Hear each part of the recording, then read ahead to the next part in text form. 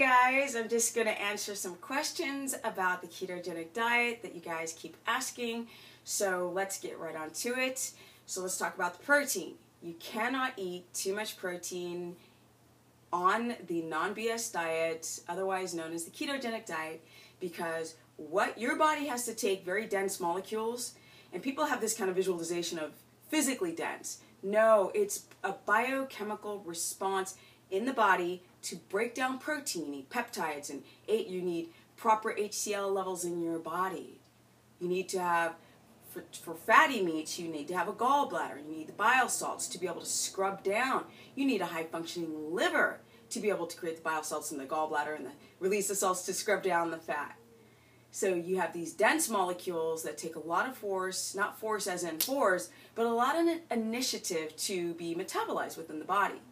And so if you eat too much protein, the body just doesn't, like, you don't eat it and then it just gets broken down real fast and then it's in your body going to repair. No. What is too much stuffed in cannot be used. Now, if you were hunter-gatherer, like the Maasai that I actually went and saw when I went to East Africa, I went to Tanzania. If you're a Maasai person, or if you are a hunter-gatherer from hunter-gatherer society, then yes, you would, at some point, you would gorge on an animal if you had a kill and you had no refrigeration, but they didn't go and eat the muscle meat. It's very tough, very tough. They would eat the organ meat, the brain, the eyes, the kidneys, all these types of things that are the softer bits of the animal, and then they would get a lot of fat in. They would keep their state of ketosis as best as they could if they were feasting and trying to use fat as their primary source of fuel if there wasn't a lot of vegetation growing. But the point is that we who are trying to get lean, which obviously I've been doing videos saying that I've gained 15 pounds of muscle in a year and a half, and clearly it was not fat. What say you? Think it was fat that I gained? I don't think so. So for me to go, and there is pigeons outside my window, so just hear, just ignore it. Okay, so if I want to take my body to run like a hunter-gatherer, but I want to build it like a modern human, then I have to watch my protein numbers to really keep a very balanced state, consistent state of ketosis. We're living in the modern time, and in the modern time we have modern stresses. Our hunter-gatherers did not have that. So they did not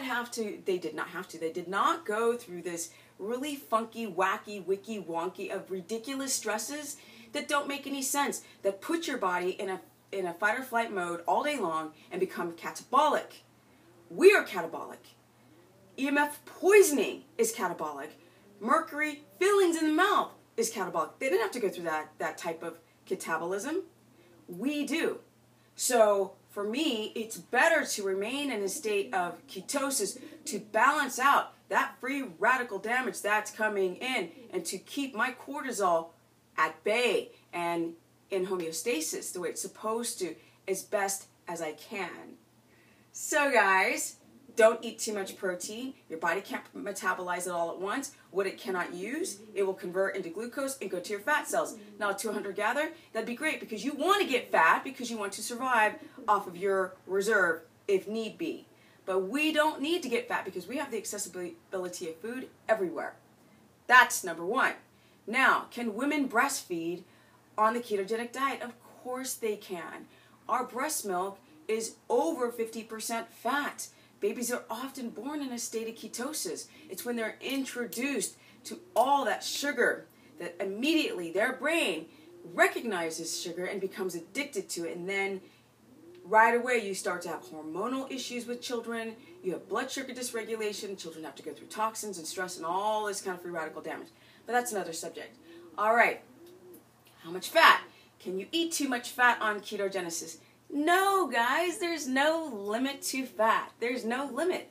The more the better, as long as you're not eating a bunch of nut fat, which is high in omega-6, as long as you're not eating friggin' oils that can oxidize very easily, like some hemp, or some people eat take nut oils. Those aren't always stable. Don't cook with them, obviously, because they get rotten and they go rotten in your body, and then you're just more stress coming in. No limit to fat. So what? What kind of fat? Well, we've got tallow, we've got lard, we've got goose fat, we've got bone broth fat, the bone marrow fat, we've got coconut milk, coconut oil, coconut butter. We've got meat fat, steak, grass-fed beef. I mean, there's meat fats. I mean, there's salmon fat. There's tons of fat. And there's DHA and there's like omega-3 fat. There's all these kinds of fat. Yes. Okay. Now the other question was, can vegans adapt on the ketogenic diet? Well, the numbers are coming back from a couple people who wanted me to write vegan plans, and I was like, I'll do it. You know, why not? My theory is that it won't work, but I'm open to try to see what happens. Doesn't work because you get too hungry. Yes? Protein, like I said in the beginning, is a dense molecule. A dense molecule. So if you don't have enough protein, you don't have enough fatty meat, then you're hungry all the time. And if you're used to eating legumes and rice, quinoa, and a lot of starches, then you're going to, not only are you going to be hungry from cutting those things out, but your body doesn't know how to go into ketosis because you can't just use a bunch of coconut oil, you guys. You need fatty profiles that have those fat-soluble vitamins in them, minerals in them. Coconut oil's great with lauric acid, but it's missing some of the meat, fat, nutrients that we need, guys. So, no. Now, vegetarians, probably. But even that gets a little dicey because if you're sitting there eating a ton of eggs and a ton of eggs and a ton of eggs and a ton of eggs and a ton of eggs, you know, and you guys you have to get enough amino acids throughout the day because we live in a very catabolic reality. We need the amino acids to go into reparative mode. So when we sleep, we're repairing. And you need those building blocks. Egg yolks are great because we're having that amazing cholesterol, which is connected to what? Our steroid hormones. They're building blocks to our reproductive system. We need that. Reproductive, fight or flight hormones, we need that cholesterol, you guys, from animal source. Okay, what else are the things that people ask? Do avocados have too much carbohydrate? No, they are fat, they are fiber. There's not too many carbohydrates. It's how the body will break things down. It's how fast that glucose from that broken down carbohydrate into glucose into our bloodstream from an avocado, the rate and the volume at which it hits the blood is going to be indicative if your body is going to say, hey, that's too many carbs. But it's so fatty and it's so fibery. So no, eat your avocados. Now, some people have issues with nightshades. Nightshades are root vegetables. Some people can't eat the white potato. They can't eat tomatoes. Be careful for the tomatoes. It can have a bit of an adjutant or allergen or hello? You might have an allergy response of tomatoes. They have carbohydrates. Onions. Can you eat onions? No. Maybe the green onions, the thin ones, raw with a maybe tinge of leek. But they tend to caramelize when you cook them. Definitely not the white onions. Paprika, no. People are like, give me a food list. What will I give you right now, right? You can eat the greens. You can eat kale. You can eat broccoli. You can eat cabbage. You can eat cauliflower. You can eat, be careful for the Brussels sprouts because they're kind of higher in carbohydrates. So don't just do 3 cups of Brussels sprouts. Take a few Brussels sprouts and mix them with some other vegetables. Same thing with squash. Yellow squash is way too high. Sometimes when I'm graduating people down, I'll use squash as a protocol before they get into a state of ketosis or before they're allowed to find out what their carb tolerant level is. Okay, so those veggies, you could do, again, be careful the eggplant, beets, no. Corn, no. Carrots, no. What else? Let's see. What else? Other vegetables, the paprika, the green pepper. Cucumber. Cucumber doesn't have as much fiber as celery, so kind of has a little bit more, if you're doing a whole cucumber, no. Milk, no. Lactose, sugar, no. Yogurt, no. No. The reason, and why do I say no? I've said this in many videos. Why am I saying no to the cheese, the casein? If it's not grass-fed, then you've got all these issues with hormones. You've got antibiotics. You've got dead food. You've got all this crap you've got corn-fed animals, which is super toxic, rotten milk and meat and blah, blah, blah. Don't Why? Constipation. Guys are constipated. You don't drink enough water. Do you need to drink? How much is the baseline of water that you should be drinking? At least 2 liters. And that's dependent on how freaking active you are. Yes, you guys, you need to at least get 2 liters of water, and your freaking kidneys need to filtrate water. You're not drinking enough water, which is putting your body under stress, and you're not keto adapting. You need to have sodium. You need to have enough potassium. They say 4,700 milligrams, but then some people are disputing that number. Can you have too much potassium? Yes. Do the potassium supplements always work? No. Go eat some spinach and avocado. How much? 4 cups of spinach and an avocado a day. Then you got your potassium. You need the sodium because you drop electrolytes, and you need that electrolyte balance with your sodium. That's why you're getting headaches. Does everyone get the keto flu? No.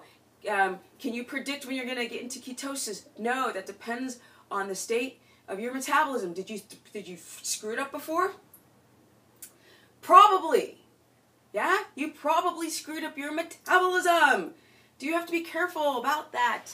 Yes, you have to be careful for your metabolism, your metabolic rate. Can it mess up your thyroid?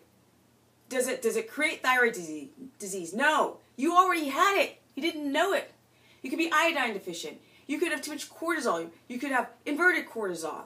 These are things that become exasperated when you try to do keto too soon and you don't balance your life, guys, and you don't get your life in order so you feel at peace, right? Meditate, placebo effect.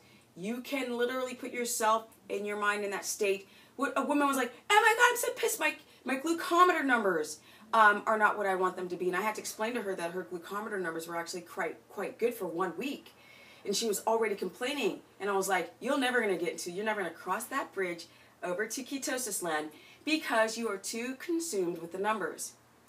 Should you be using Keto Calculator? Hell no, it's always wrong. And MyFitnessPal, the numbers are always changing. There's so many variables that you guys have to think about when it comes to your protein, your carbohydrates, and your fats. Now, can you eat almonds? No. Too many carbs. Pistachio? No. And you have to consider the microtoxins. Coffee? No. I've discussed coffee a million times. Go to my videos and talk about the fact that it's a neurotoxin, right? Tyrosine. Does it mess with your tyrosine? Yes. Your serotonin, your melatonin. Your adrenal glands are overtaxed and you're producing sugars. You're having a hard time adapting. And some people are like, I am adapting and I'm doing what? Well, you haven't been in a state of ketosis for 5 years and you don't have the business. So go ahead and keep using your number system to say that you're in ketosis, but it really means that you have to put your body in balance. Yes. Can you train in ketosis? Yes. Yes.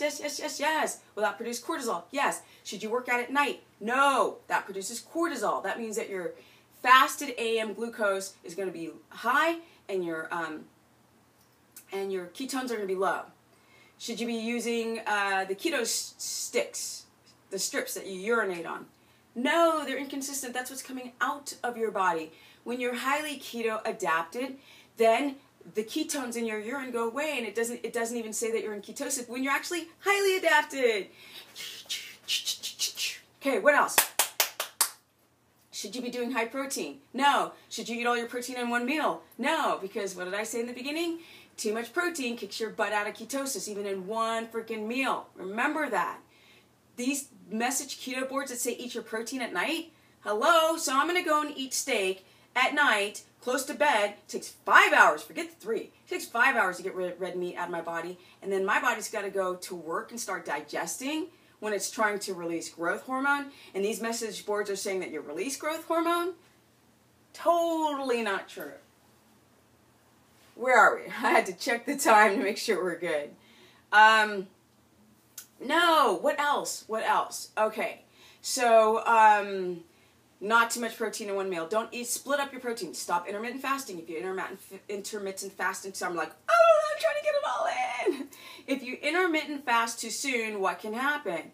Well, you have metabolic derangement, you haven't healed yet, you haven't detoxed yet, you haven't managed your stress and your sleep, and then you start intermittent fasting and your body's like, well, there's not enough fat coming in, so I'm not going to use the dietary fat that they're eating, I'm going to go back to wanting carbohydrates, and you don't keto adapt, and your numbers are like kind of good, and they crash. Because every day that we're stressed, we produce glucose in the body.